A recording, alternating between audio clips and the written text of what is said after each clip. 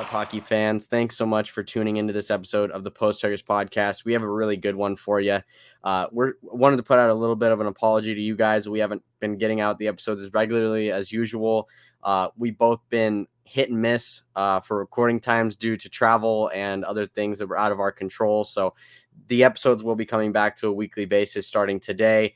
We look forward to putting more content out for you. And always remember, hug your posts. What's up, hockey fans? Welcome back to this episode of the Post Huggers podcast. Steve, how you doing? Little on the busy side, my friend. Getting excited, about to go check out Wrexham play in California for the next week. So really excited to meet the women's team. Del Morgan, the keeper. I've been chatting with her on Twitter for I don't know how long now. Want to see Rosie Hughes up live, knocking people on their asses, putting the ball in the net. So unfortunately for me, I don't get to see Super Paul Mullen. It's going to be a tough one for me. He's out injured, but they just signed a few more players. So yeah, you can tell. I've got that mixture of excitement and, oh shit, I've got a lot of packing to do. Yeah, I've definitely been there. Definitely there right now, heading out to New York in a few days. But Steve, who do we have on the podcast in between the pipes today? Today we have dual athlete, and everybody get her on your radar, Molly Hale, reigning from Ottawa, Ontario, Canada. How's it going, Molly? It's good. How are you guys? Trying not to die in the heat. Other than that, I'm doing all right. Yeah, same here. It's actually hot in Ottawa somehow. We have like freezing winters, but it's also like 35 degrees now. And I'm outside all day, so. Yeah, well, that'll build you up for the California temps. Yeah. So Molly, tell us a little bit about yourself to our viewers. Give them a picture of who you are and kind of what you do. Okay, well, I'm 16 years old, and I play hockey and soccer. And for school, I play just about every sport that I can. I currently play soccer for a club in Ottawa called Futuro. I play for the boys team and an older girls team. And sometimes, not this year because we don't have it, but I also play for a different older girls team in women's prem. And I also recently made the NDC National Development Center in Toronto. And I will most likely be moving there in August to train full time. I also play hockey at a high level, but I don't think I'll be able to continue next year. I was hoping I would, but if I go to Toronto, I definitely won't be able to. I play U18 AA for Nepean Wildcats. And I've played for Nepean most of my life. And for soccer, I've played for Futuro my whole life, basically. So very, very busy. That's what you're getting at. You have basically no time off. You are constantly moving. Well, to give everybody an idea, we've been trying to get Molly on here for a month now, trying to narrow down the time. And I think we found a 1 hour gap in her training and sleep schedule. So we're able to pull that one off. So Molly, talk to us about hockey. When you were playing hockey, what position did you play? And, how would you describe your game when you played? I've always liked center the most. I normally play center. I'm always moving on the ice. I'm always like, wherever the puck is, I'm going as fast as I can. I've always been like a hard worker. So I'm always going full speed. I think I'm pretty smart. So I mean, sometimes my teammates don't like see it as I do, but I'll make a pass and they won't even notice sometimes. And I like to be tricky, like add deception in the game. And that's cool. Basically play like that. Yeah. Okay. Well, you're like Alexander Barkov then. I'll give a big shout out to one of my favorite players in the entire league, who's very underrated. So how did your hockey game translate to soccer? Did you find any similarities? I think, well, there's a lot actually. Well, first of all, hockey gives you a lot of leg strength and a lot more power, which soccer, it also does, but it helps a lot with also change of direction, acceleration. Like the skills in soccer translate to like my quick feet in hockey and vice versa. And also just like hockey is a lot faster of a game. So it helps me to like prepare to think quicker in soccer. Like in hockey, you have to think a lot faster. The puck's moving. There's so many transitions. So it helps me like I'm quicker to transition when I come to my soccer games. Whereas sometimes people are a little slow to transition or they don't think ahead in the game. And I think hockey really helps you with that, to be able to like just turn on for the whole game. Yeah. And then also your explosiveness, right? Mm-hmm. To be able to, because hockey, those first couple of pushes mean everything, right? So same thing, when you make a move in soccer, right? Being able to explode out of a move and catch your opponent off guard, right? Yeah. Yeah, no, for sure. And definitely that'll help, going from those quick edges to the quick feet. It's, obviously you don't have skates on, but it kind of translates. A lot. So going from hockey to soccer, obviously you're focusing more on soccer now. What made you really go soccer rather than hockey? What was that driving factor? Well, I think soccer's got a lot more opportunities in the future for me. I recently committed to a school, and I also made NDC. Also, soccer's just like, I've had a lot more success in it recently than hockey, and as well with after university for like professional, if I want to go pro, there's way more opportunities for soccer. Hockey's just got their first women's league, which is incredible. Obviously, I've went to a few of the games, but I mean, soccer, there's women's leagues all over the world, and they're just starting one in Canada in the next 2 years as well. So that's pretty exciting. So definitely a lot more opportunity when it comes to soccer as of right now, that is. Yeah. Hopefully, we hope that the women's game continues to grow in hockey. But definitely sounds like you're on the right path there to go pro. Sounds like you're checking off all the boxes, especially with a commitment. So yeah, tell us a little bit more about some of the athletes that you kind of look up to, maybe their mental state or something like that, or even their games in soccer. Well, for the women's side, I enjoy watching Chloe Kelly. I like to watch people who you never know, like their next move. Like time she'll be going this way, she'll fake a pass. The next time she'll pretend to pass. Like they change it up. You never know. I like players with deception, and also players that use a lot of skills, but they're also smart, so they know when to use the skills at what time, when to pass, when to shoot. And I think that like when I watch players like that, it helps me kind of translate to my game. I also like watching like great defenders. I find like people like passionate players, like that motivates me a lot. Currently, did you get a chance, Molly? Because you just made the point about defending. Did you watch the Euro final? Yeah, I did. It was amazing. How awesome was that header save at the end? Save? Yeah, that was my favorite part of the game.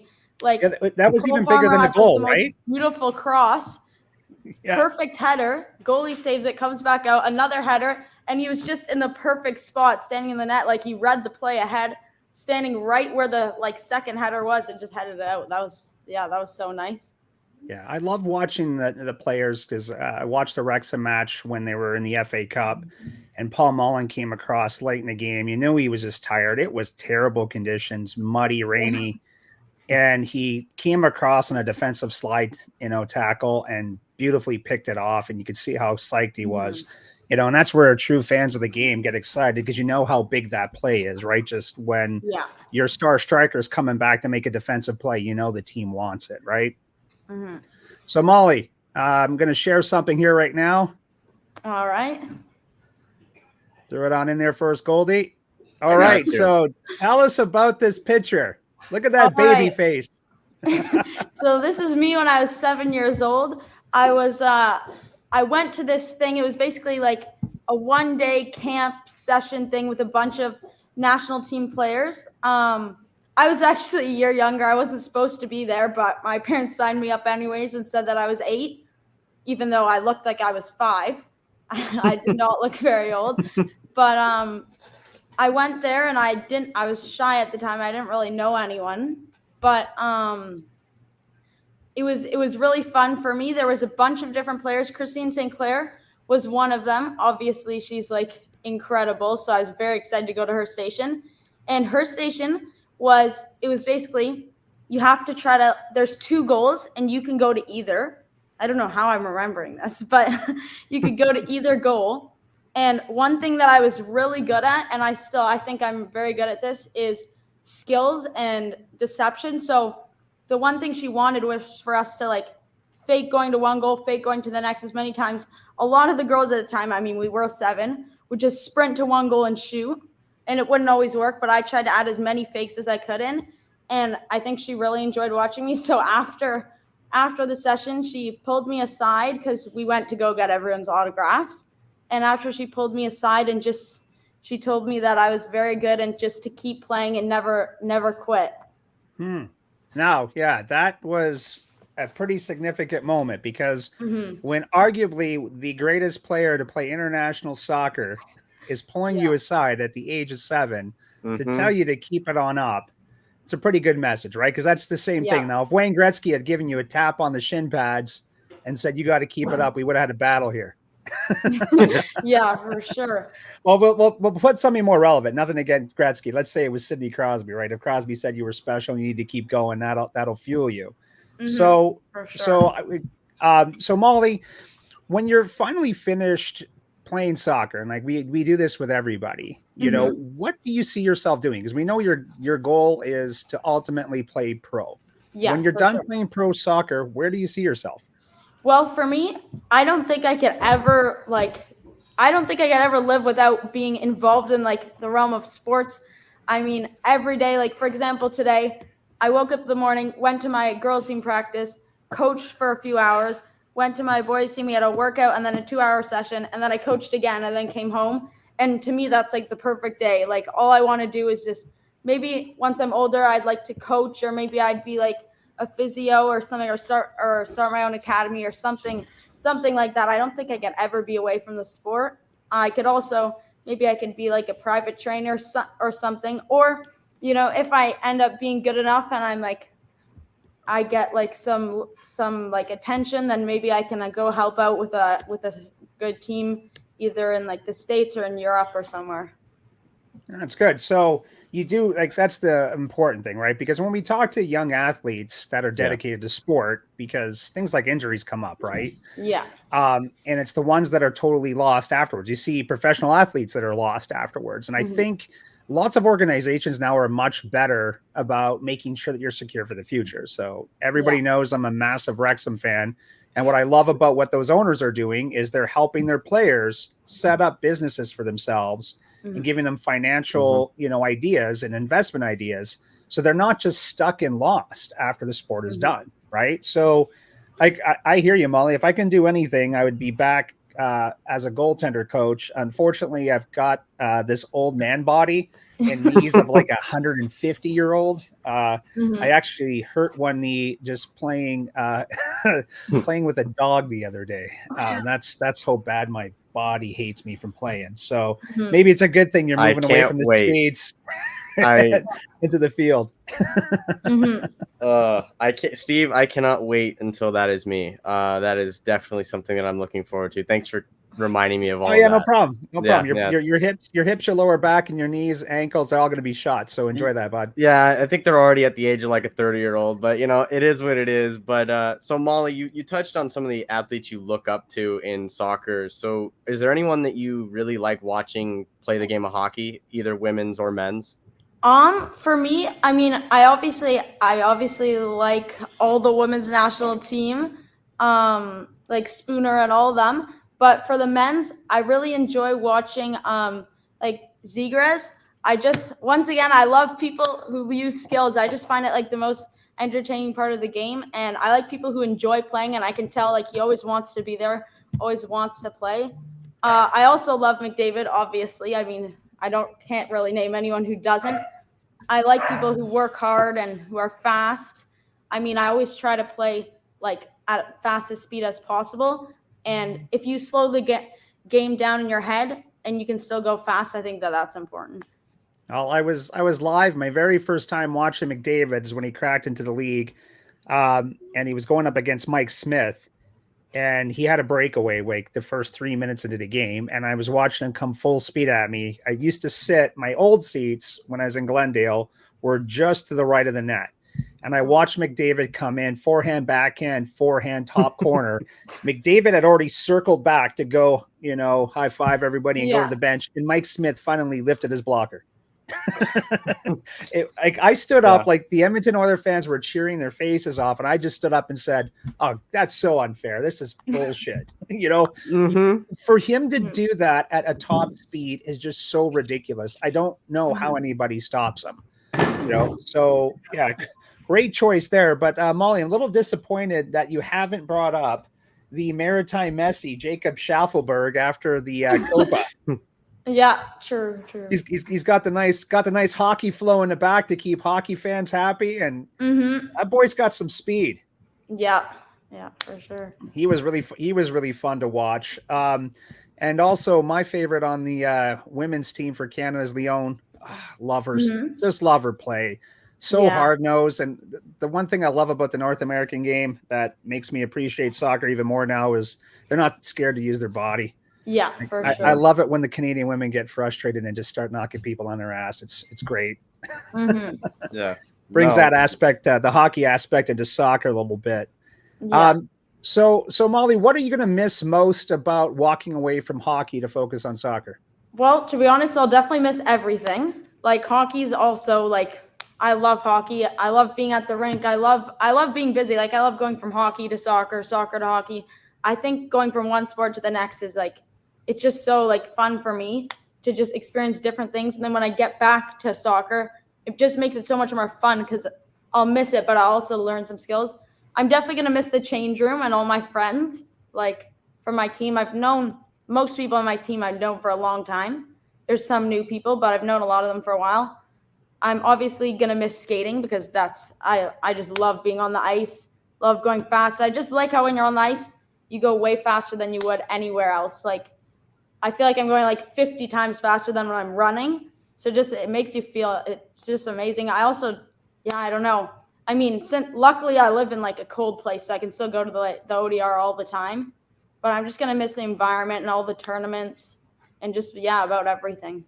Yeah. What got me is it'd been a while when I stopped playing and I came to Arizona and, one of our good friends, his daughters was playing, and I walked into the arena and I was walking by the change rooms and I caught the whiff of hockey change room, right? Yeah. The most disgusting smells you can smell, but it triggers you right away because it brings back a ton of memories, right? So for people that don't know, soccer cleats are pretty filthy, but hockey gear is disgusting. Oh, it's way worse. Yeah. I won't miss the smell. I'm telling you right now, Molly, you'll walk away from it for a while and then you'll go back and you'll walk by that dressing room and you'll be like, there it is. And the nostalgia flows in, but I still remember. As long as the beer leaguers aren't on before us, then it's fine. But the change rooms after they're in there that's what it gets nasty. Yeah, once you reach beer league, I don't think they ever touch their gear to clean it. They they get into it, get out of it, and go on the ice. That's about it. And I don't even think they air out their stuff when they get home. They're wearing the same socks from 1980. And we all know some people who play with us who still wear the same stuff they've worn since they were like 6. That's crazy. And that's look at Sidney Crosby. Isn't he still wearing the same jockstrap that he wore? Oh yeah, I saw that. Yeah, so he does it, and hockey players are a weird breed, aren't we? We wear things, we just don't change. Like I'm still wearing gear that's outdated, but I keep getting it made custom for me, so it is what it is, right? But yeah, so if just being that you're transitioning, obviously you're in this transition period where you're kind of leaving hockey. What is the biggest life lesson you've learned from hockey that you can take to just normal everyday life? Well, sorry, I just remembered one more thing I'm gonna miss. Go for it. And it's the like all the superstitions. Like in hockey, I put just the way I put on my equipment, it'll be like left shin pad, right shin pad, right sock, left sock, pants. Then I'll go right skate on, left skate on. Then I tie the right one. Then I tie the left. Then I do like these flips with my elbow pads, and then I put them on in a certain order. And then just everything. Like I feel like soccer, I kind of miss that, and I need to like come up with some more things before the game. Just because I'm at the field so much more than I'm at the rink, so I don't always have time to do all these things, and there's not all that gear. But I just remembered that. All right, now I can go to the next question. That's all right. That's what happens. That's what happens. But yeah. So what like life lessons going from obviously you're transitioning from soccer or hockey to soccer rather, but what life lessons have either sport taught you that you take into your everyday life? I think definitely like never give up. Like when I'm playing, I'm always the first one to back check. I always make sure, even if the puck's already in their end, they're about to score, and I fell down in their end and I'm just getting up, I'll still try to be the first one back and try to catch them. I feel like because you never know, if you do catch them, you could have just saved your team a goal. So I feel like just to never give up, and also to have like trust in your teammates and to make sure that they can trust you. So when I'm playing, I want to make sure like if I put in the effort, then I know my teammates will see that, and then maybe they'll put in the effort as well. Because sometimes people aren't back checking, people aren't forechecking, but I know if I get it going and I'm forechecking as hard as I can, we lose a puck, I back check, and I just try to bring my teammates up instead of yelling at them for their mistakes. I mean, I've played a lot of boys sports in my life, and there's a lot of yelling going on. But one thing I notice is as they'll be yelling at us, like they'll be like, "Oh, that was terrible," but the next play you could score, they'll be like, "That's amazing." And I think it's important to know that as soon as the game's done, you're still teammates, and just always try to pick each other up and just try to make everyone around you as good as they can be, because that eventually it'll help you as well. That's a winner's mentality, that's for sure. And Molly, I'm going to have to get you to coach for the San Jose Sharks because it was 2 years ago when, not last season, the season before, when they were just mailing it in. And it was just a game that was on late at night, and it went to 3-on-3. So I was like, oh, what the hell? I'll watch it. Yeah. And I watched 3 of their veteran players. They lost the puck, and they watched the opposing team go down the ice on their goaltender. Nobody was back checking at all. The goalie made 2 stops, not 1 but 2, a 2-on-0. That's insane. Made 1 stop, made a second stop. The puck comes behind the net. Now the players are kicking into gear, and the puck comes back out, and the team scores. I was pissed off, and I could not care about the San Jose Sharks. I was raging mad. The goalie and me wanted to call out those 3 guys. And what I loved was the announcers. It went back off screen afterwards, and they just were ripping on them about what a piss poor effort, no passion. A couple of those guys have been traded now. Tom Asherville's no longer with them, and Carlson went bye-byes too. And they were 2 of their leaders on the team. They had, I believe at the time, they were 2 assistant captains. They were. So yeah, the effort is always, the best way to drive forward, to help. So, Molly, if you got a chance to pick right now, let's just say, you had multiple offers and you got to pick a pro team, where would you go? Well, to be honest, I watch definitely more men's soccer than women's soccer, just because it's only been available for so long. But I've been a fan of Liverpool, and I'd want to go there. However, their men's team is definitely a lot better than the women's. So maybe I'd want to go to either Arsenal or Chelsea, but that's only if I was going over to Europe. If I was coming, or maybe I'd go somewhere in Spain. Also, I think it's nice over there too. Also, the weather's definitely better.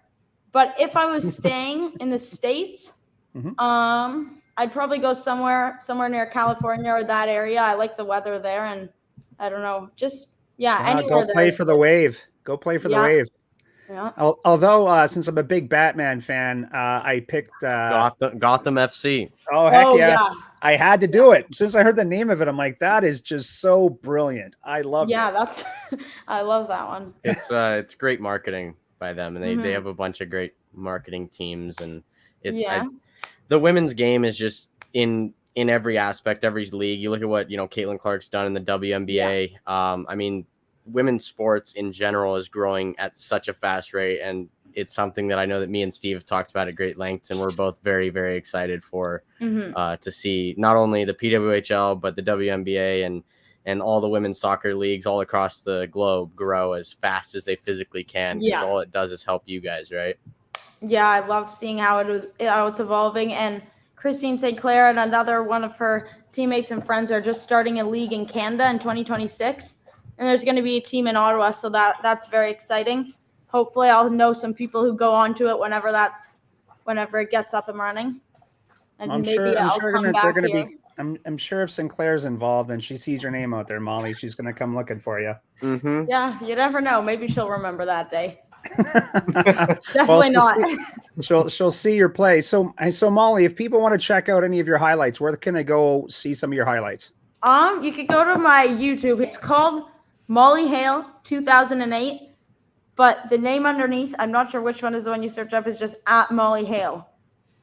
And I've got a few videos up there, but I'll hopefully make some more. I mean, they're not all. I mean, my other uncle did a very good job editing one of them, so that one's good. But yeah, hopefully get some more ones up. There's also some from when I was, I think, 8 years old. There's some old ones up there too. Yeah, well, you're the one that was it who did the video? Who was it again? Oh, my Uncle Paul. Yeah, I would say Paul did it. Yeah, he did a brilliant job because we've shown it to so many different people down here. Mm-hmm. And the brilliance of watching the clip ahead of, a little bit before you make the play that's targeted and afterwards. Because what it's showing is your vision on the field, right? Mm-hmm. And how you're reading plays, because that's just one thing that's tough. Like your cousin has some of the same vision as you do. So I'll be sitting on the sidelines watching Maddie play, and I'll look over at Tabin, and that's, by the way, Molly's my niece. I haven't said that yet, but we'll watch Maddie, and we're like, what the heck? This person's wide open. They're wide open, and all of a sudden she'll make this pass, a seam pass through three people, and right in the lane of somebody else going. And I went, oh shoot, I got to shut up now, because she's in the other room. She can't hear me right now, but she's now so many levels above where I was that I now just have to shut up and watch her play. I remember, gosh, when was that? We played a little bit of road hockey when we visited. I think it's the time my dog. Oh yes, I remember that when then the road was ice that day. The road was ice, but I was going over Molly where to shoot on attendee. Because the best person in the world is not to go to a sniper where to shoot. It's to talk to a goaltender. Yeah, we'll tell you where it's tough to stop a puck and how to freeze us and how to do things. So unless you're still playing and then you don't say jack shit. Yeah, I will just say that as a goalie who's playing currently, you do not tell anyone anything until you are retired. And like Steve. Yeah. Well, I helped a few teams light up a few tendies because it's easy to pick out bad habits and warm-ups. And by the way, I'll throw this out one more time for all you morons out there. Stop scoring on your goalies and warm-ups, you idiots. Yeah, I could never. Good. I feel so bad doing that. There's a reason why at the end of the warm-up, the goalies go out of the net so you can shoot. You can shoot hard. But I never understand why people rip it at them. Oh yeah, no, I had heroes hurt me before a game taking a slap shot at the hash marks, and what the hell are you gonna do there?